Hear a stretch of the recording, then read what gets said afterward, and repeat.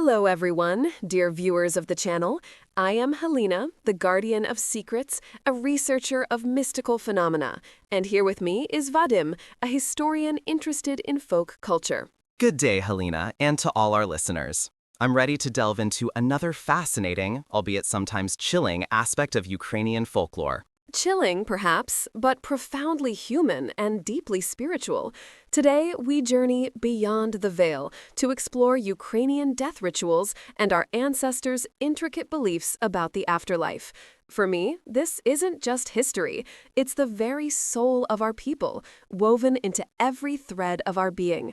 Losing this knowledge feels like losing a part of ourselves. And for me, it's a critical lens through which to understand a society's values, fears, and hopes. While Halyna sees the mystical, I see the cultural symbolism, the historical context, and the psychological comfort these rituals provided in times of profound loss. What was once believed to be literal magic often has very practical origins. But isn't the magic in the belief itself, Vadym? Our ancestors didn't just believe the soul lingered, they knew it. For them, death wasn't an end, but a transition, a journey for the soul. And the rituals weren't mere formalities, they were vital steps to guide the departed and protect the living. Take, for instance, the preparations before death. The dying person would often be laid on a straw mat on the floor, rather than a bed. It was believed to facilitate an easier passage of the soul from the body to the earth. That's a fascinating detail, Halyna. From a historical perspective, moving the dying to the floor or a simple straw mat is not unique to Ukraine. It's often seen in agricultural societies where there's a strong connection to the earth, signifying a return to the origin. It also strips away worldly comforts, perhaps preparing the individual for a more primal, elemental state of being. Psychologically, it might have provided a sense of grounding and connection to the cycle of life and death rather than a departure from it. But there was more than just grounding. The windows and doors were often opened, even on cold days, to ensure the soul had an unhindered path out of the house. People would tie up the corners of their clothes or untie knots in the room, believing that any knots could literally bind the soul, preventing its release. Can you imagine the desperate hope, the love behind such actions? I can certainly appreciate the symbolic weight of untying knots. Knots represent obstacles, completion, or even bonds. Releasing them, or opening passages, would symbolically signify a smooth transition, or a letting go. It's a universal human desire to ensure peace for the departed, and, by extension, for the grieving family. These actions, while seemingly supernatural, reflect a deep psychological understanding of closure and release. And then the body itself.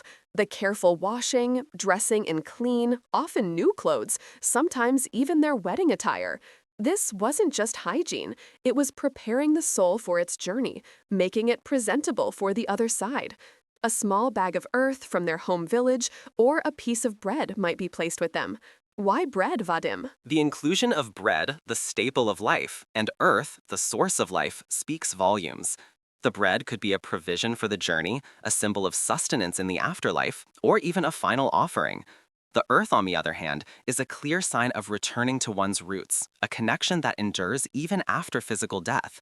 It binds the individual to their homeland and community even beyond the grave. It's a powerful symbolic gesture that ensures the person is never truly disconnected from where they came from. Indeed, but the most profound aspect for me is the vigil, the pominke. The deceased would lie in the home for a few days, surrounded by family, friends, and often professional mourners, the holocenia. Their wails, their lamentations weren't just expressions of grief. They were a dialogue with the departed, a public performance of loss that also helped guide the soul and prepare it for its final departure. They would whisper secrets to the deceased, things left unsaid. Have you ever considered what secrets might be carried across the veil by these whispered words, Vadym? The holocenia are a fascinating cultural phenomenon. While Halyna speaks of secrets and guiding souls, I see the holocenia as fulfilling crucial psychological and social roles. Their structured lamentations provided a communal release of grief, validating the mourner's emotions. Historically, such public displays of sorrow reinforced social bonds and the importance of the deceased within the community. The dialogue could be a powerful cathartic exercise for the living, processing their loss through a shared, ritualized experience. It's about creating a social memory of the person, ensuring they are remembered. But the belief was that the soul lingered, especially for the first 3 days, 9 days, and particularly the 40th day. During these times, special meals would be prepared, and a place would be set for the departed at the table, sometimes with a window slightly ajar. These weren't just memorial meals, they were literal invitations for the soul to partake, one last time, to feel the warmth of home before it ascended. The 3rd, 9th, and 40th days are significant in many cultures, often tied to religious or astrological beliefs about the soul's journey. From a rational perspective, these milestones provide structured points for collective grieving and remembrance, helping the bereaved slowly adjust to their loss. The idea of the soul lingering for 40 days, for instance, might offer a gentle transition, preventing immediate overwhelming finality. Setting a place at the table or opening a window are powerful symbolic acts of inclusion, demonstrating that the deceased remains a part of the family's memory and spiritual presence. And then the funeral procession itself, the coffin carried by hand, often taking a specific route, avoiding certain crossroads, or even breaking a small piece of pottery at the threshold of the home, all to ensure the soul wouldn't return and trouble the living. These weren't superstitions, they were protective rituals, born of both love and a respectful fear of the unknown. The funerary route and these small rituals are indeed rich with symbolism. Avoiding crossroads, for instance, is a common motif across many cultures, as crossroads are often seen as liminal spaces, places of decision or potential danger, where spirits might linger or be waylaid. Breaking pottery at the threshold is a classic apotropaic ritual, a magical act intended to ward off evil or prevent the return of something unwanted. In this context, it could signify a final break, a boundary established between the living and the dead, offering psychological closure and a sense of security to the living. Security, yes, but also profound respect for the power of the departed. Once at the gravesite, the burial itself. The deceased was always placed facing east, towards the rising sun, the symbol of resurrection and new beginnings. And often, small personal items, coins, or even a special comb would be placed in the coffin. Do you believe these were just sentimental gestures, Vadym? While sentimentality certainly plays a role, these actions are deeply rooted in cultural beliefs. Facing east is a pervasive tradition in many religions, signifying hope, renewal, and the expectation of an afterlife. The items placed in the coffin could be seen as provisions for the journey, markers of identity in the afterlife, or offerings to ensure a peaceful passage. For some, coins might be payment for Charon, the ferryman of the underworld, though not a strictly Ukrainian belief, the idea of paying passage is common.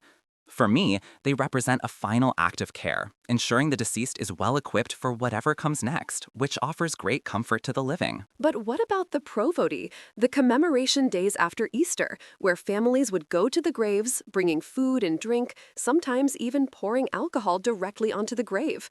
This is more than just remembrance. It's literally feeding the ancestors, sharing a meal with them across the veil. It's a deeply spiritual connection, a belief that they are still with us, needing our nourishment and our presence. And that nourishment extends to specific beliefs about what the soul might do if not properly honored. There are stories of restless spirits, of nechista sila, unclean forces, that can emerge if the rituals are neglected or if someone died an unnatural death. These stories aren't just cautionary tales, they were a real part of the worldview, reinforcing the importance of every step. Absolutely, Vadym. The concept of restless spirits, or nechista sila, serves as a crucial social mechanism. Fear of these entities ensures the meticulous observation of funeral rites, providing order and maintaining communal cohesion during a vulnerable time. It also offers an explanation for unexplained misfortunes, attributing them to neglected rituals rather than random chance. This psychological framework provides a sense of control, suggesting that adherence to custom can avert disaster, thereby solidifying cultural practices. So for you, it's always about the practical, the psychological, the cultural, but never the possibility of something more? A true meeting of worlds? For me, the magic lies in the human ingenuity of crafting such rich, meaningful systems to cope with the most profound mystery, death. The beauty is in the symbolism, the history, the shared human experience. Whether the soul literally lingers or not, the belief that it does shapes our culture, our compassion, our very understanding of what it means to be alive. That, Vadym, is a magic I can wholeheartedly embrace. And for me, that belief, that intricate dance between the living and the departed, is precisely where the veil thins, where the magic breathes. It reminds us that we are part of something ancient, something sacred, a continuous thread of being that transcends mere biology. This knowledge is our heritage, our strength. It's what makes us Ukrainian. And understanding these traditions helps us appreciate that profound connection to our past. So, whether you lean towards Halyna's mystical interpretations or my historical ones, there's no denying the power and beauty of these ancestral beliefs. We hope you've enjoyed this journey with us. Let us know in the comments below what death rituals or afterlife beliefs from your own heritage you find most fascinating. We love hearing your stories. Until next time, may your path be guided by the wisdom of our ancestors, and may your soul always find its way home.